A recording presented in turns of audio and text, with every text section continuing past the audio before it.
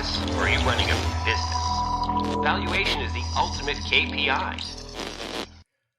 Hey there, it's Mike Langford. Welcome to another episode of the Modern Financial Advisor Podcast, brought to you by Truelytics, the one and only comprehensive advisor transition management platform. This week on the show, I have Land Bridgers, the CEO of Integrated Financial Group, aka the Brain Trust, with me, and we're going to be talking about compassion. That's right, compassion. Now, at first you're thinking, Mike, really another squishy topic? I promise you, this is actually not squishy. Land and the team are using compassion to build a very robust firm at IFG. And they use it not only to attract new clients and to better serve their clients, but they also use it to attract advisors and their teams to join the IFG family. So really, really cool stuff. And, at the root, this gets down to that word we talk about a lot on this show, culture, right? It's one of the things that is really important to the value of your business. It's really important in an advisor transition process, right? Advisors who are looking to join your firm or acquire your firm are concerned and interested in the culture of that firm. And if you are looking for somebody to take over the legacy of the firm that you've been spending your entire career building, you care about what they think about culture, right? Are they going to be the right cultural fit for your team and your clients, right? So this stuff is really, really important.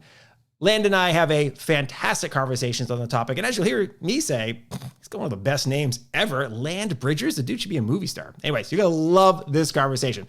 Before we get to that conversation with Land, please do make sure you like and subscribe to the podcast on your favorite podcast platform, whether that's Apple Podcasts, Spotify, Stitcher, SoundCloud, Google Podcasts, the YouTubes, even Amazon now has podcasts. So you can find us basically everywhere you want to. And again, check us out on the YouTubes if you like to see video, because, the handsome factor, movie star good looks from Land, me, if you like bald guys, it's happening. Okay. All right. Also, if you have a question or a suggestion for a topic or a guest of the show, please do send those in. Podcast at Truelytics, really easy, right? Podcast at Truelytics.com, or swing by Truelytics.com and use that contact form, or just hit us up on the socials. I'm at Mike Langford everywhere. Truelytics is easy to find. Someone will get with you and we'll make sure we talk to you about, hey, are you a good fit for the show? Or is that a good topic for the show? Love to do it. Okay, let's get to the conversation with Land Bridgers. Well, Land Bridgers, so wonderful to have you on the Modern Financial Advisor Podcast. Welcome to the show, buddy. Thanks, Mike. I'm excited to be here.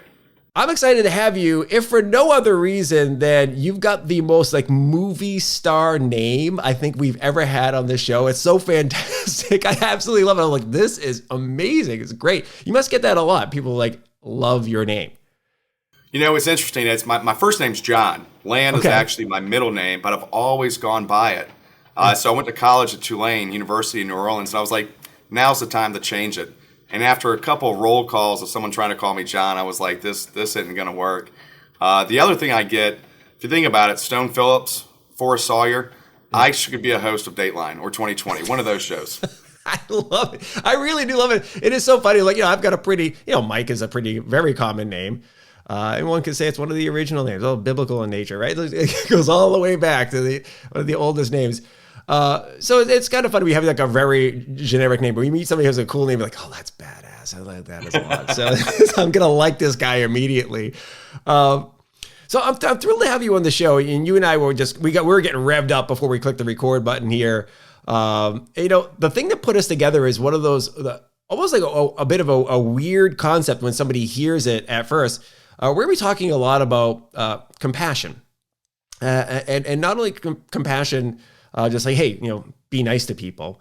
But at your firm, IFG, it's actually a core ethos, if you will. And while I think most firm folks would agree that, it's good to be more compassionate, and some of the stuff we were talking about before we clicked the record button, you wish some people would take that to heart.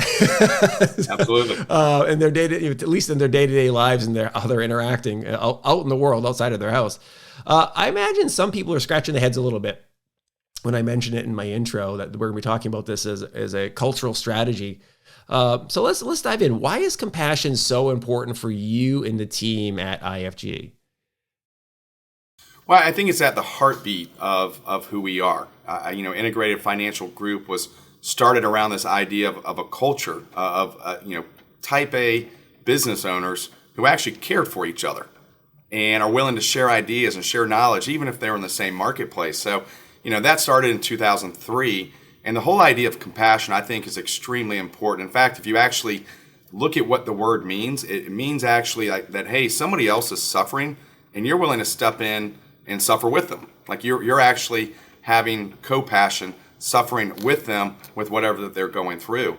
And I think it takes time. I think it's unique. In a world that's moving so fast, compassion is becoming more and more of a lost art. Yeah, I have to agree. It was interesting. And we'll link up the article that you wrote that actually Ian Carnell and Viv Anand had shared, like, hey, you got to talk to this guy, Lan. Not only does he have a movie star name, but he's got this great ethos. So we'll link that up. But you're right. I was reading through it, and I'm like, he's absolutely right that it's such an important way of being, right? It's it lets you connect with people in a little bit better way, I think. It also is I think it like lowers your own stress level. Wouldn't you say, like, when you're compassionate for somebody else? And I know that sounds weird. You said to suffer with somebody else. So somebody is going through some problems, and you're like, yeah, I'm going to suffer this with you. But I find that it kind of lowers my BPM, as it were, on my Apple Watch when I start interacting with people. Yeah, no, I think you're exactly right, Mike. If you think about it, if you're going through a tough time, I always tell people, go do something for somebody else. And it immediately, I think, one, calms down the stress or whatever you're going through. But in addition to that, I think maybe it's those endorphins or whatever shoots them up and you feel good. I think naturally we're made to help other people. And so when you do that, I think it does reduce stress, hopefully lowers the blood pressure a little bit. I agree. It's it is kind of funny. I'm how they say the ways you show love, if you will. And I promise for the listeners and viewers, we're not going to get too squishy here, but like the way you show love, like some people are gift givers and so forth. And I'm an active service guy. So like, this type of stuff that really hits me, like, oh, I get this. Like I absolutely am the type of person who's like, roll up the sleeves, I'll help you out. Or if somebody asks me a question, I'm like, oh, you know what? Let me show you. Or let's see if we can do this together type of person. So I've always been that way. So like that, like I said, maybe this is why this resonates with me particularly strong. Let's hit on something that I think is really important to talk about, so that people don't think we're getting too squishy here. A lot of firms talk about the importance of culture, right? But I think if we're being honest, it's most of the time a little bit of lip service. It's kind of like some marketing speak, like, we've got a great culture here. Yeah. We like to make sure we take care of all of our clients and their individual needs and this type of stuff. And I don't think they're being malicious when they do that or deceptive, or I think at the heart, they're like, hey, listen, we're good people, we're compassionate people and so forth. But like I said, I think it's just kind of a surface level, little paint job that they put on the website or in their literature oftentimes, because just it feels good to say that. But culture is a real thing. It's really, really important for any business. It's what binds us together as people, like shared beliefs, shared interests, shared traditions, and sometimes shared experiences, right? They create the cultural glue, which is one of my favorite terms, like cultural glue that binds a relationship, right? And as we talk about all the time, you almost can't read an article or hear a podcast or see a speaker at a conference who doesn't mention, we're in a relationship business, right? And it is, right? Like this, we talk at Truelytics as an example, it's an advisor transition business. And one of the things when we talk about succession planning or M&A, it's like, will those relationships stay? So the culture is so important in an advisory business. What are some of the things that you in the IFG team do to ensure that compassion, as you are, is part of the formula for that cultural glue that you have at the firm? Well, I'll take a step back first, and I believe just about every organization that starts oftentimes does start with a great culture. It's a new idea. Hey, we're in this together, band of brothers. Let's go do this. And it's a great culture. What happens over time is a great book called Mission Drift. And it talks about organizations, institutions that started off with an original mission, original culture, but over time they drifted away from it. I think Walmart's a great example of that. There's other organizations that were known for their culture, and maybe that has slipped away since then. And that's really the key. One of the things I'll say about IFG, whether it's our 1 year, 3 year, 10-year plan, the very first thing is that our culture is intact.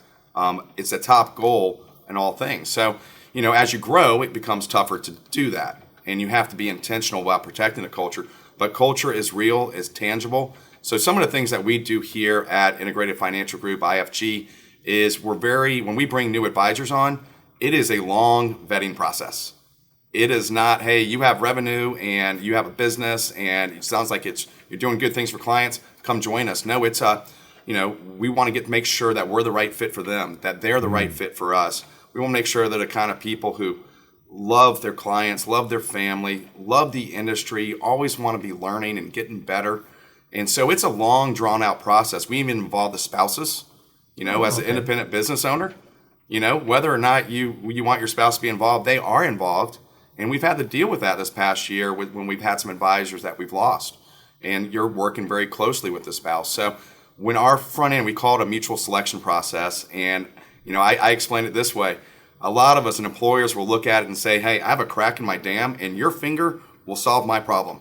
But very few companies will say, you know what, we're also a really good fit for you. And I think having that start from the start, that's the kind of people we're looking for. And we turn down about 90% of the financial planners we talk to, not because they're bad people, they're just not the right fit for us. Yeah. I'm so glad you went there and talked about the recruiting and vetting process before somebody comes into the organization and before even the family, right, is a component of that. It is so important, right? So often, times we get somebody into the organization, we're excited that they're here, and then you discover, oh man, this might have not been a good fit. And it's the old, like say you get into a problem if you fire too slow, right? It's like type of thing. Like give somebody in and you're like, oh, well, maybe they'll change.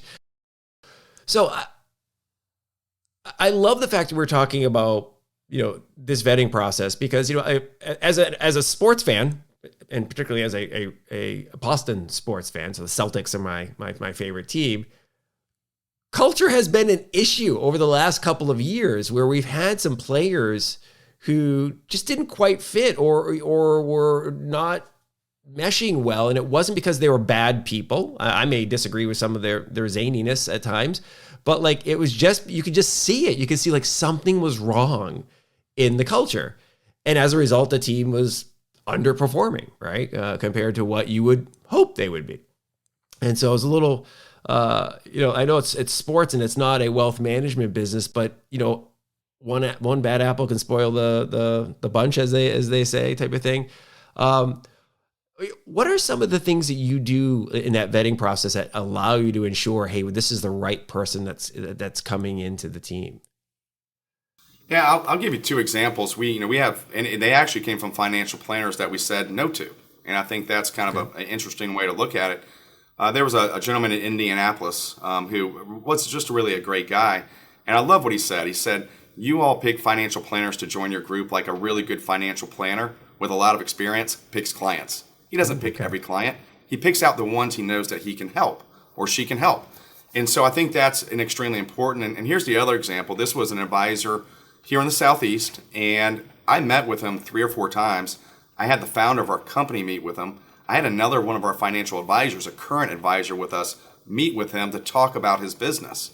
All to get to the point we spent hours with him for us to say, listen, we really like you, but your business and your focus doesn't really match up with who we are. We call it the brain trust, we're really focused on financial planning.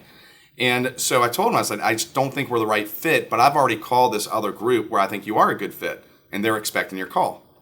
So he thanks me, we get off the phone, he calls me back later that day and said, I spoke to the other group for 30 minutes and they made me an offer to join them. Why did you spend 6 meetings with me and say no? And they did it after 30 minutes. And it was just a fascinating thing. So we involve our current advisors. We have an advisor interview, a spouse interview. We do a business assessment where we're really digging deep into the business. And when you're talking to somebody, are they willing to learn? Mm-hmm. Are they willing to say they might not know everything? Because normally somebody who thinks they have it all figured out, is not going to be a great fit for our culture. Those who are wanting to learn and learn from their peers and share and be willing to care and share are really the key to the culture that makes us unique, I think, in the industry. I love that. I really do. And it's I was reminded of something the late Steve Jobs talked about. It's like, saying no is the most important part of his job, right? Is that, because it's easy to add features to an iPhone, to a watch, a computer, whatever. Once those features are out there, it's really difficult to take them away and deprecate them, right? Because, there's going to be some of your users, some of your customers who like them, but they may actually lessen the overall experience, right? And it's the old, I guess I'm quoting all the old business owners. If Henry Ford had asked customers what they wanted, they would ask for a faster horse or something like that. But it's, knowing, hey, this is the culture we want as an organization. These are our beliefs, and it can span everything. To your point, it can be like, hey, what type of business are you running? It can be what type of clients are you looking to serve? So here in Austin, Texas, we have a pretty diverse business base, like a lot of different industries. We've got tech, we've got healthcare, and we've got entertainment, right? So we've got a lot of that type of stuff. You could honestly see a firm where like, hey, listen, our businesses, we serve the tech industry. Like this is how we built up a really good support system and so forth for serving that industry. It's awesome that you want to serve musicians in Austin, but that doesn't fit who we are. Right. Or it could even be like, and you and I were kind of talking a little bit about it before we clicked record. Like there's some craziness in the political space now where people are polarized and a little crazy about it. So whatever side of the political spectrum you're on, you may be bringing in some angst into your organization, right? If you bring somebody who like, hey, we're all, as a general rule in this shop, we're like this, and you bring somebody in, like, yes, it could, lighten the mix a little bit, if you will. But the problem with it is that it could also cause some serious problems. So like paying attention and sticking true to make sure you don't have that drift as you talked about is really important. Well, I think the mission drift I think is really key. But when I also think about, one of the things that we say in our process is we have to get this right.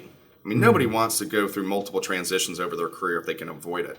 But so we have very low attrition. And part of that I think is the compassion. But where the compassion comes out is we really put ourselves in their shoes. Mr. and Miss Advisor, if we don't get this right, then what is this impact going to be on your clients, your business, your family? And it's going to be on us as well if you have to unwind it. If we're not the right fit and you have to go through this again, I actually care about your spouse. And I know that you're not going to talk to them for 3 months. Well, let's make sure we get this right so we only have to do it once. Yeah. I think that. So that's a really important point that I hadn't thought of is, because of, you're like, I think there's 60 advisors you brought on so far, somewhere in that neighborhood. We have about 57 teams. So some of those teams might be 3 or 4 advisors. Yeah. Some of them might be sole advisors. Yeah. So to your point though, like it is really important to think about that.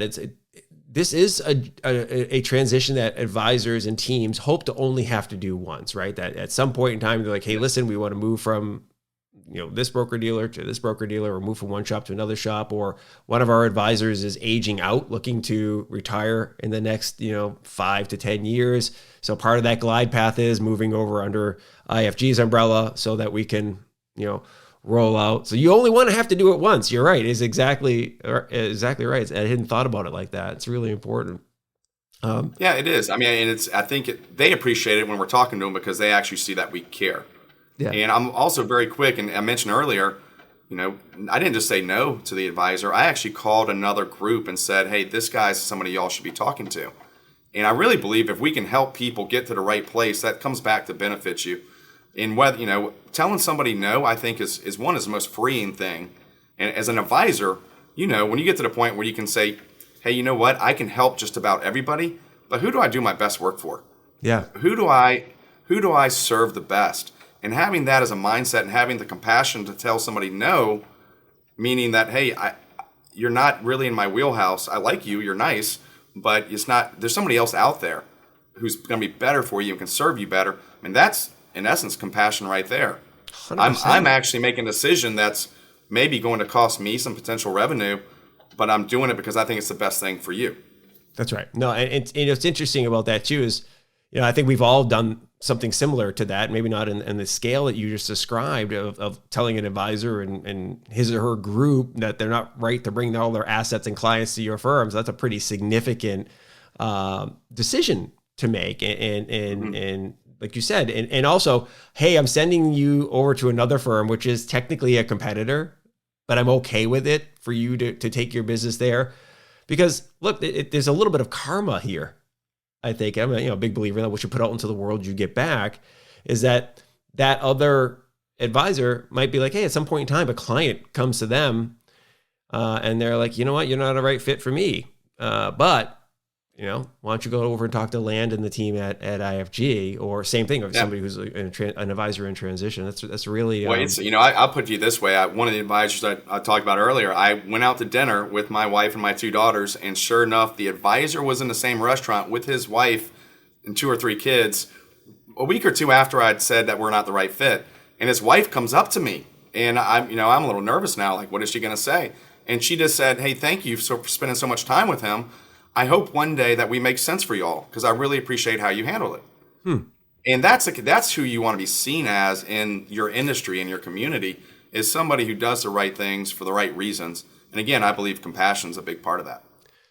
You mentioned that she's mentioned the whole like hopefully someday type of thing, and we talked a little bit about cultural drift a while back. What about evolution of culture? Right. So, and it's really on top of my mind lately. And you and I were talking a little bit about some of the stats that recently came out with, women being a growing share of the workforce, and the recent study that showed like 60% of college students are now women, and what are the implications of that now and into the future and so forth. And it makes me think about the evolution of some of our businesses, and it might be cultural evolution as well that happens over time. You mentioned that you have a strong female-led teams in the organization, and that might not have been the case 20 years ago, right? Where our industry was overwhelmingly male, and it still is very male dominant, and that's just frankly just the way that it grew up, and it is changing. But I would imagine as we add different genders into the workforce, right, that cultural may change slightly, right? Women have different perspectives, they have different life experiences, maybe different ways of doing business. How have you managed the evolution of the culture without it allowing to drift like a skew, like to really, you get where I'm coming out with that? Like you have some core philosophies there, but I would imagine some things evolve a little bit over time. How do you manage that? Well, I think you're exactly right. It has been predominantly a male-dominated industry, but some of the best financial planners out there are females. I think their natural intuition and their compassion for who they're sitting across the table with is very unique. So we've had when we started in 2003, we had a very strong group of female advisors who are still with us. They have great businesses. Some of them have actually brought their children into the industry, which is really exciting for us to see the next generation coming along. But if you ask each of them, and this is what I think is the most important thing, they want nothing more than to help mentor a younger female advisor. They have been through it. They've shown the grit to make it in this industry and do as well as they have, and they want nothing more than to pass that on to somebody else. And so when we talk about how do we, I tell our team often, they're always like, well, how big are we going to get? How are we going to manage the growth? And I compare it to a kindergarten through 12th grade school. It's K through 12. Well, you start off with 50 kids in kindergarten, and each year they add a few kids. And by the time they get to be in 12th grade, maybe it's 150, 200 kids. Yeah. But if the original 40 said, well, I don't want anything to do with the new people coming in each year, then it's not going to be a very good culture.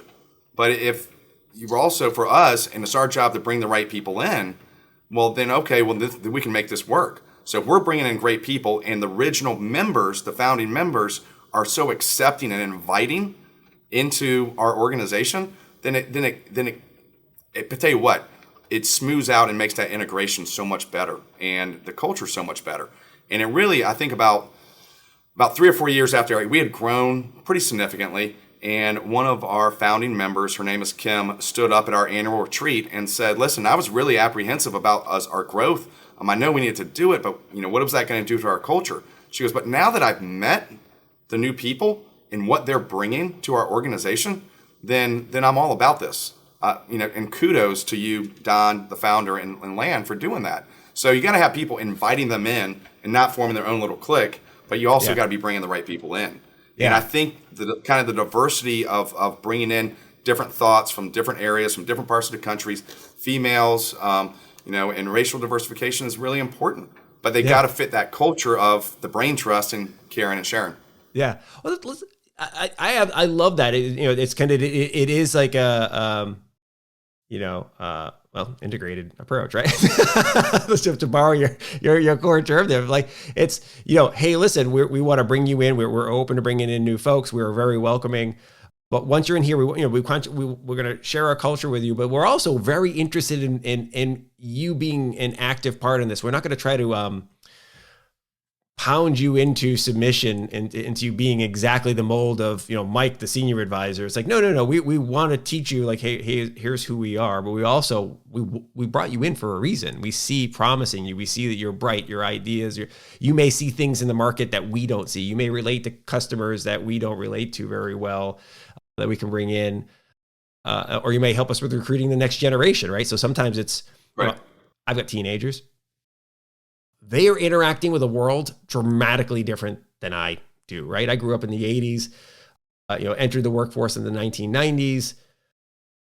I'm pretty tech forward, but I watch the way that they interact with their technology and the way that they communicate with their friends, and I'm like, oh, this is going to be different. Like my daughter can go, and this is going to sound silly that we're talking business here, but this is something to think about. So my daughter is 13. She can go days without looking at a television, like not watching TV, right? She interacts with her iPhone, iPad, and computer. That's where she gets her video content. That's where she doesn't use the regular telephone voice type thing. She does video chat with her friends all the time, right? Sometimes they're group chats, sometimes they're individual. But it's watching how she is, interacting with the world is eye-opening, right? Yeah.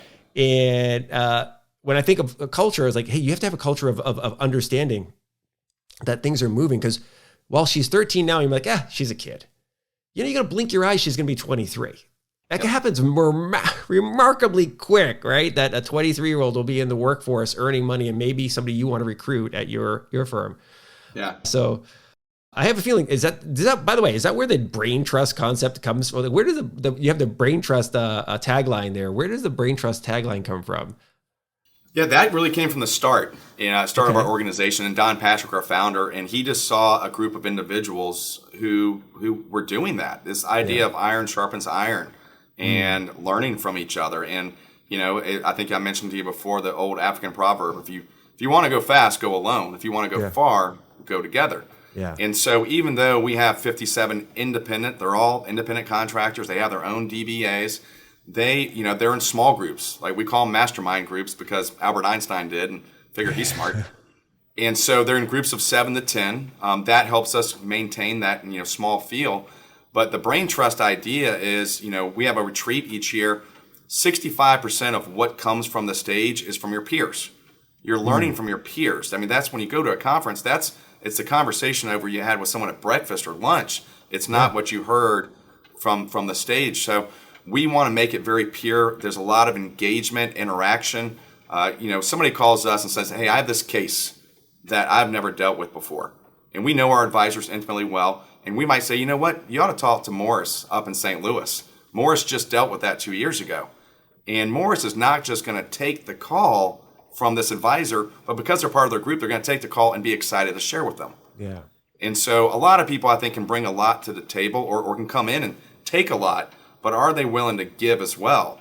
And so that's something that's really key to our group is, if someone's part of the group and they reach out to you about a question about a business decision, a hiring decision, a financial planning question, you got to take that call. Yeah. And you got to be willing to share and help them. And so when we talk about the brain trust, that's it right there. And so I actually, you will get a kick out of this. we had an advisor, a female advisor, a couple of years ago. She had a big practice. It's been a great opportunity for us. But I pictured if she stood up and talked at our retreat, how would the other people react to her? Like, would she fit in? Would they, value like what she had to say? And I was like, this is not going to work. Yeah. And so we turned her down for that very reason, which is hard to explain. But I didn't think she'd be a good fit within the Brain Trust. You know what? That is a really interesting point, because I think we've all had that. There's like, hey, look, I can recognize you're smart. I think you're awesome, but this isn't going to go over well here. And look, one might argue, hey, look, you should grow and but it's like, no, it is okay that not everybody fits everywhere in every team, right? And again, my Boston Celtics, right? Like, and not to get too crazy on Kyrie Irving a few years back, right? Like there was, hey, look, he just doesn't fit with the Celtics, right? Like he wasn't the kind of leader that team needed, right? It was a very young team at the time.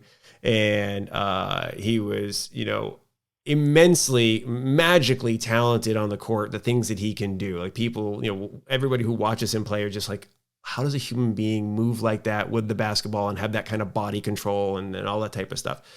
But it just didn't work, right? And that can be true in an office environment as well.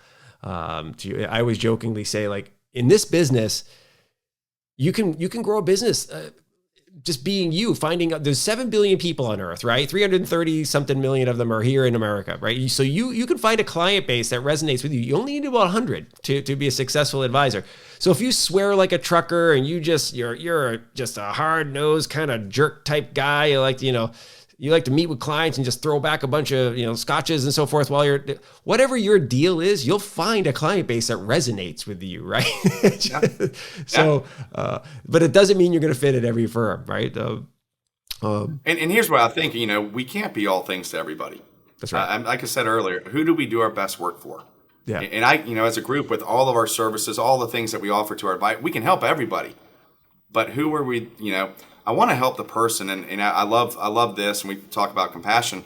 When an advisor's spouse comes up and says, hey, I don't know what you guys have done, but in the past year since he joined you, his business is growing, he's happier, he's having a blast, he's coming home and treating our daughters differently. Okay. Like, you don't have to pay me. Like, I'm done. Like, that's what it's about. Yeah. And so, and when you think about, so many people try to be, I can't be everything to everybody. That means I'm nothing to nobody, if you think about it. It's true. But I can be excellent in what I do for this group of people. And I mentioned we turn down 90%. We really think when we talk about the Brain Trust and sharing of ideas and sharing with your peers and being engaged in a group, for those that 10% or 5%, it resonates. Their eyes light up. And for about 90%, we're not the right fit. And that's absolutely fine. And I'll bet you that, after that process goes through, when somebody makes it through and you mutually agree, like, hey, we're going to do business together, we're going to be part of the same team, there must be an immense sense of pride that comes with that after the fact, that, hey, listen, this was a bit of an arduous journey. You mentioned 6 different interviews or whatever as part of the vetting process. And, it is time consuming, right? And in every business, time is money. So there was an investment there, a real genuine investment. And yes, for some folks, you decided, hey, this isn't the right fit. But for those who, when you get to the point where it is the right fit, boy, oh boy, I bet you it feels really good. Well, it does. We had 2 young advisors join us recently, and they're so grateful. I'm so grateful to be a part of this, and they fit the culture. They got a ways to go as far as growing their business and kind of, but they're young. They kind of see them as rising stars, but they get the key component of the idea of a brain trust and sharing ideas with your peers, best practices. So, those are things, what we hear once they join us. Hey, you guys completely under-promised and over-delivered. Or, you know what? I don't know if I can say this on air. You can edit it maybe. But one of our advisors joined us back in 2014 and said, hey, I met everybody. They were great. I was like, okay, every single person I met has been amazing, and I've really enjoyed this. But he came to the retreat. And first time he's around everybody in from 9 or 10 states. And he was like, I thought for certainly there's got to be a scumbag someplace out here. And there isn't. He goes, I couldn't find one. And so that's been our joke since 2014 is I want to give him a t-shirt with, kind of the Ghostbusters crossed out. No scumbags. Yeah. That's right. I love it. No, it's true. A lot of firms have, this is not a joke. I've seen a lot of firms have the no a-hole rule, right? Like this is, and you define, this is what it means to be an a-hole. Like you can be you, but just don't be a jerk, right? I guess is Exactly. the term. I know we're getting kind of towards the tail end of our time together here, but I want to make sure we cover, because we started out with compassion. I want to make sure we cover a couple of components of compassion to really bring it home, because I know it feels a little ethereal to certain folks, but this is really actionable stuff. I think this is really important. I think as we've talked about here, it's a core component of your culture. This isn't just about acquiring clients and using compassion in the client acquisition process. It's not just about serving your clients better.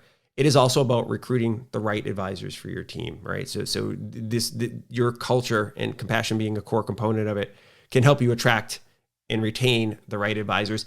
And it also can be really important when it comes time to transition and succession on the other side, right? So who am I looking for? What type of advisor am I looking to take over my business? What type of firm am I looking to work with? So I think it's, I want to get into some action steps here. One thing I think would be somewhat important is to make a distinction between compassion and empathy. Mm-hmm. Because I know when some of us think of compassion, and frankly, when I thought of it, when you and I were connected, the first thing that came to mind was my own personal growth with empathy. That is something that as an adult, the older I get, the more empathetic I try to be, right? I think it's been one of the things where as I look around my world and I interact with other people, I try to put myself in their shoes and try to understand, like, why are they reacting this way, or why do they do the things that they do? That'll help me better be able to relate with them. It doesn't mean I'll always agree with them. It doesn't mean I'll always excuse the things they do or whatever, or I'll want to work with them. In the case of a business scenario, it doesn't mean just because I can understand how you're doing Mm-hmm. things doesn't mean I want to do the things with you type of deal. But compassion and empathy are different, right? Compassion is more action oriented. So I wonder if you kind of go a little more in detail, like what does compassion mean and how do you act upon it? Well, yeah, I'll step back and talk about empathy first. I think empathy is hugely important. In the way I describe it, are you curious enough to take the trip? I always say if you have a globe and one person's on the North Pole and one person's on the South Pole, they both think they're facing the right direction, but they're facing different directions. Yeah. And I said, are you curious enough to take the trip all the way around and ask enough questions to see it from their point of view? I think that's empathy. That's being curious and caring. I think compassion says, you know what? I see you're down in a ditch. I'm going to get in there with you. Mm. And I think the difference, and this is a really good example. We have a virtual assistant program here, and we had an advisor who lost their dad unexpectedly. And, obviously a lot of people stepped in, and we've had a lot of things where people stepped in over the past year or two with people being sick or facing cancer or whatever it may be. But we had a virtual assistant program that was able to step in, and what mattered most to him was to go be with his mom and be with his family. Yeah. Our virtual assistant program basically took over all their operations on a flip of a switch. So we had a compassionate enough system in place to step in and allow him to go do what he needed to do most, which is to go be with his mom, be with his family, and step away from his business. He didn't have any other help. It was just him. So I look at compassion differently. It's one, empathy is being, are you curious enough and do you think enough about it to understand? Compassion says, do you care enough? Yeah. And I think I might have shared with you, I was walking down the hall about 6 years ago. I have a business coach. Her name is Madge. And I said to someone, hey, how are you doing? And kept walking. Well, Madge slammed the door and said, why did you even say anything? Like, you obviously don't care enough. You asked, how are you doing? What if they had something to say? So you've been better off not saying anything and just walking right past them. And so I make a point to not just with my team here.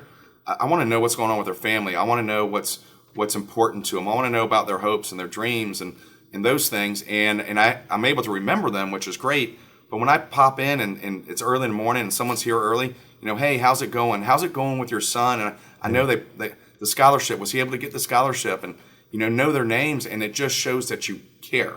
Yeah. And in a place where, the gas tank on how much people care is pretty low these days, it makes you look different and it stands out. And I think it's hugely impactful to people staying.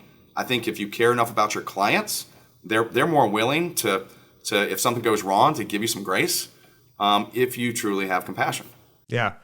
I love the way you said that, showing interest and actually making the time. It's so important. People, to your point, we become somewhat transactional, and I think the world has moved a lot more in that direction. Whether it's online or think about every business you do business with, right? They're all becoming more transactional, right? It's churn them and burn them type of thing, and part of that is the result of technology is making things easier to do from your phone. Some of it is pricing compression in certain areas means like, listen, it's more expensive to spend more time with you because, I'm only earning less money with that. Yeah. But I think it is a winning strategy to show you care and to spend the time with them, because, I've got to imagine, and maybe this is one way we can talk about quantifying compassion a little bit. And I know it's not easy to put a hard number on it, but it's one of my things I love to do is take these soft skills and, hey, can we tie them to hard data, right? If any way possible. I would imagine your employee and advisor team retention rate are extremely high as a result of this type of cultural glue with compassion. Yeah, I would say even more so. I would say our team here, the IFG staff specifically, has hardly any attrition at all until someone retires. Yeah. Very similar with advisors. In fact, because of the compassion there, many of our advisors who it's time for them to go through a succession actually pick somebody else within our group because they already know them so well. It's a good story for the clients. But with the clients, and I'll put it to you this way. Let's say you've gone to a restaurant and they know your name when you come in, and they always get your order right, and you love going there because it's like Starbucks. Hey Mike, they know what you want. Right. When you have that bad experience, you're going to be like, gosh, you know what? Something was off today, or what was going on, and you actually care. You might even say something. If they didn't make you feel that way, what are the chances you go back? Right. And I really believe that having compassion for your clients allows for them, because the markets are going to turn. Paperwork is going to get messed up. Something is going to get dropped. It's just human nature, and it's just part of life. But I do believe if you show compassion along the way, and you know your clients well, and you know what's going on, and you're doing a great job showing the compassion, that your retention of them will stay pretty high as well, even if something goes off the rails. Yeah. Well, and to your point, something will go off the rails, either because of the paperwork and something getting messed up along the way, or in their life. Yes. Something is, we always talk about money emotion events with clients and through attracting new clients. Oh, when is somebody getting a divorce? They're getting married. They're getting, they got a new job. All these types of things. Money emotion events. We get excited about them from a client acquisition perspective, but from a client retention perspective and a client service perspective, there's these other life events that are going to happen. They're going to lose a mom. They're going to lose a dad. They're going to have maybe a divorce. There's going to be a house burned down. There's going to be something that happens in their lives, or several things that happen in their lives, which is going to cause the client some angst. And they're going to have financial implications. They're going to be nervous and need to talk to somebody and want to rely on you. And that's why I think we're compassionate, as you say, suffering with, jumping in the ditch with them and saying, hey, let's help you out here. I know your mom just passed. Let's talk about some of the things that we can do to make sure that, this transition helps. What can I do to help you in your time of need here? Really important and create monstrous goodwill, right? For not only for that client, but for potential for referrals and so forth. Well, it's, I put it to you this way, and I do think it goes back. We talked about people earlier, but Simon Sinek's book of why do you do what you do? Yeah. It's not, the what would be to sit down and help the person with, with the paperwork and everything they need to do. And, but why are you doing it? Well, I genuinely care about you, and I want what's best for you. And, I think it's, again, I think it's caring, and you said it really well. The value and the currency of time. Yeah. I laugh. Handwritten notes. I don't know if you ever get handwritten notes anymore, but I try to write one a day. Simply put, because when you go to your mailbox and you see a handwritten note, it's the first thing you open. Yeah. Right? And because somebody took the time to write you a note, and it means a lot. And so I think it's those little things, but I do think when those days come, when it's really hard, and if you know somebody is willing, as you said, to get in the trench with you, that's really important. That you got to have those people in your life, and if you can surround yourselves with a bunch of people who think like that, then we had an advisor in his 30s, mid 30s, brain tumor, had 2 little boys, married. And what he said was, if I wasn't part of IFG, there's no way I could have gotten through this. And he's doing great today. His business is great. Wonderful. His boys are growing. And awesome story. But he talks about when that news came and, hey, I had a continuity plan in place. I had the IFG people stepping in. I had them sending me things, food, whatever it may be, but just simply a quick phone call. I remember I was there in the hospital when he woke up. It was one of those things. Are you willing to kind of drop what you're doing and show enough compassion? And that is truly felt by the person who's receiving it. I love it. I love it. I have one last thing I wanted to work in here, but it's kind of hard to follow that one because that's like such a perfect wrap on things. But I'm gonna throw it in here anyway, just to kind of make sure I cover it, because I think it's an interesting one for me, and you can tell me if I'm crazy, and we'll just edit this out. There's an old Zig Ziglar. And for those of you who don't know who Zig Ziglar is, he's a sales coach guy. He's like one of the most famous sales coaches and authors of all time. And he's got the sales technique called Feel, Felt, Found. I think he invented it. He's gonna be inventing it for the purposes of this show. Let's put it that way. But it's one of those things that's often used to overcome objections during the sales process, right? It's hey, I know how you feel, and I felt the same way, but here's what I found. Right. It's a way of saying, hey, it's kind of an empathy approach, right? It's like, oh, I see how you feel. I felt the same way. And here's a path to a solution that I found. And it allows the person you're talking to, whether it's a client or a prospect to join the firm or whatever, to understand that, hey, understand you're a little nervous, or you got some challenges that you're seeing here, but we can do this together, right? We can overcome those, and this may be the solution. That has stuck with me for like 20 plus years, that Feel, Felt, Found thing. And I use it in my life all the time. I use it with my kids. I use it like just in business. And I wonder, is there a similar approach that you use when it comes to taking action with compassion, right? To use it so that is there something that you use, like, you get where I'm going with this? Is there like a mantra, if you will, or technique you use? Yeah, you very similar to what Zig Ziglar said, and I've read a lot of his stuff, and I even know his son and daughter-in-law. They're great people, but it's I think I look at it this way, especially kind of that sales, and when that objection comes up, people really just want to be heard. Yeah. And our natural instinct, and this is how I play it out in my mind. Our natural instinct is, hey, well, let me tell you about my firm, and well, no, I'm happy where I am. I'm like, well, how can you be happy? You don't even know about us yet. And there's this immediate like tug of war that starts happening. Yeah. Or, hey, you know what? I like my wife's blueberry pie better than your wife's. Well, and then, okay, now it's on, right? But it ends up being like a tug of war. And the terminology I coach our team on is this idea of drop the rope. You know what?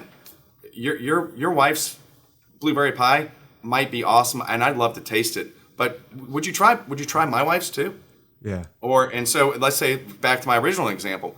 Hey, you know what? I'm sure that you're happy where you are, and I think that's great. And the truth is, we're not the right fit for everybody. Okay, well I just dropped the rope, and that conversation changes. Well, tell me more about it. And so I think it's done in a compassionate way where I don't want to be in a tug of war with you. Yeah. In a conversation, I'm willing to drop the rope. Acknowledge what you're saying. I hear what you're saying. I'll even repeat back what you're saying. Yeah. But also, I'm going to say, listen, we might not be the right fit for you. Yeah. And right then, our natural human instinct is, no, I didn't say that. Well, tell me That's more. Right. And it's not manipulative. It's a part of a conversation. It actually moves the conversation forward to whether or not we are fit for you. Yeah. That's a really good point. That's because they might be like, you're not, they might already have in mind, you are not the right fit. And so they're putting up a wall. And to your point, by acknowledging that actually might be true, It's like, oh, okay. Like, so you're not immediately like, we're not going to go to war. Well, here's the thing. I can tell him all day long till I'm blue in the face of why I think we're a fit. If he doesn't believe it or think it or come to that conclusion on his own, what's the point? And that I think having that compassion. So, if you are an advisor and you have clients leaving on a regular basis, or you have kind of a rotating door, a revolving door, that's you really got to look at why are people coming to me so fast and leaving so fast? Well, it's much more transactional, as you said. Yeah. It's the same thing with your staff. If you have a lot of turnover, well, most likely there's a reason that they don't feel engaged. They don't feel like they don't feel like they're cared for. Yeah. Because people will stay in a place where they feel cared for and known, even if it's not perfect. Yeah, that's wonderful. This is great. Well, Land Bridgers, this has been a magnificent conversation. I really enjoyed this, and I actually got a ton out of it, and I think the listeners and viewers will as well. I'm sure some of them are going to want to follow up with you. What is the best way for somebody to follow up if they want to learn more about you, the IFG, the Brain Trust team there? Yeah, it's pretty. We've made the website about as easy as you possibly can. It's thebraintrust.net. So thebraintrust.net is our website. Gosh, you can look me up, give me a call, shoot me an email. I love talking to people. So, and that's something I always tell people. Hey, it's my job's to find the right people, and I will certainly have the conversation with you. And if we're not the right place, I'm willing to help you find the right place. And I think that's really important. That's compassion in itself right there. Wonderful, wonderful. Well, thank you very much for your time today, sir. Loved having you on the show. Thanks so much, Mike. I hope you have a great day. Take care. You too. Thank you very much for listening to and or watching this episode of the Modern Financial Advisor podcast. It's always fantastic to have you with us. Huge props to Land Bridgers for bringing the compassionate thunder to this episode of the show. Fantastic having him on. I'm so grateful that Ian Carnell and Viv Anand introduced the two of us because, look, he brought it. This is really, really good stuff. And, again, as I said at the top of the podcast, and we kind of hinted at a few different times during the recording, this stuff may seem like the soft stuff when you first think about it, but it's not. When the rubber meets the road, this is what connects you. It's that cultural glue, that connective tissue. This is what connects you to your clients and your prospects. This is why they choose you over another advisor. This is why advisors choose your firm over another firm. It is the culture. Do they resonate with you? Do they feel like you care? They can get financial products and financial advice basically anywhere. This stuff matters. And not only does it matter in, the clients and in the team building portion, but as I mentioned at the very top of the show, it matters when it comes time to transition your business, whether that's succession planning or M&A activity. The buyer or the seller really going to care about culture. So make sure you pay attention to it. Okay. All right. As always, if you haven't done so already, give this episode a like and a share on your favorite social network, right? Let others know about this episode. If you liked it, chances are they will too. And send in those questions for guests or topics. podcast@truelytics.com. Best way to reach us. Until next time, please be safe and be nice to each other. We'll see you next time on the Modern Financial Advisor podcast. See ya. Bye.